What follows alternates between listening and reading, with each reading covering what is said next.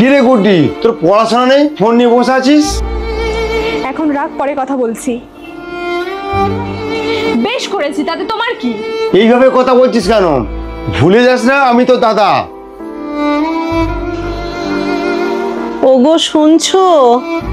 ও আমাদের সবার ছোট, অত বকাবকি করো না মা গো।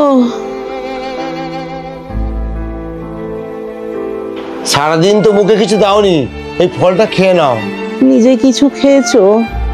মুখটা তো একদম শুকিয়ে গেছে। তা বলি আর কতদিন এইভাবে সেবা করবে? ডাক্তার তো বলেই দিয়েছে আর বেশি দিন বাঁচবে না। তোর কি মাথা খারাপ হয়ে গেছে? কি যাতা বলছিস? তুমি ওকে বকলে কি আর সত্যিটা মিথ্যে হয়ে যাবে গো? বোন তো ঠিক কথাই বলেছে, আমি কিছুদিনের অতিথি। এটাই তো দাদাকে বোঝাতে পারছি না। তুমি একটু বলো যেন আরেকটা বিয়ে করে।